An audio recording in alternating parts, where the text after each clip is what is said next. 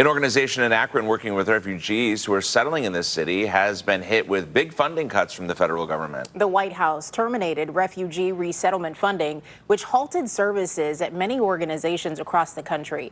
Tessa DeTiro joins us live this morning. And Tessa, this nonprofit is thinking outside the box to continue providing this funding to families.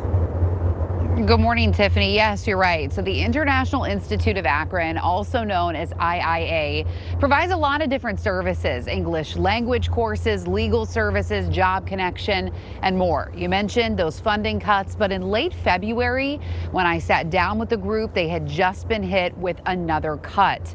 They got word that the national resettlement contract was ending by the federal government, effectively ending those programs here for them. So they're pivoting, and so is a couple in North Hill who volunteers and works with these families year-round. This is the refugee resettlement team at the International Institute of Akron. Just in the last few weeks, the team has changed roles. Instead of working on bringing new families into Akron, the team is working to make sure the families who arrived just before refugee resettlement was suspended in January are still getting the help they need. They came in either December or January, but they had these newborns and they needed assistance, and based on the halting of refugee resettlement, we were told we can't provide those services. So we were quickly able to put that family into our social services program, get them the medical assistance they need, find housing, work to find employment. So far, by switching up roles, the IIA has been able to avoid laying off any staff. How can we keep things going as long as possible?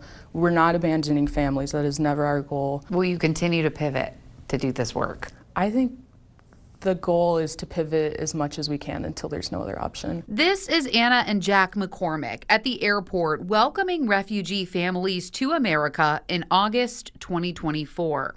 The couple volunteers with the International Welcome Center of Akron.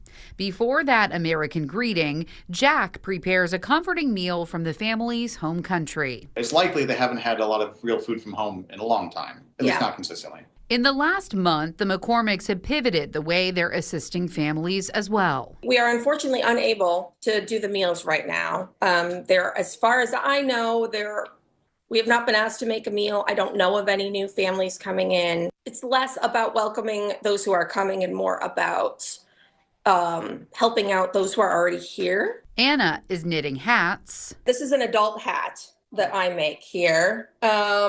And then this is more of a child's hat. And the couple is reaching out to families in the neighborhood to make sure they feel supported. I've reached out to a couple people I know, a couple families, and yeah, people are very afraid right now. In small ways, I do think everyone should just try to, even if it's just be kind today. So the IIA has continued to do its work, but it hasn't been reimbursed by the federal government. It is following federal court rulings right now for reimbursement. But if that money doesn't get paid back to the agency, it says that it will have to make some tough decisions, and so will many agencies across the country. Mike and Tiffany. Yeah, right now, so many people uncertain about what to expect in the future here. Thanks for bringing us that story this morning, Tessa. Appreciate it.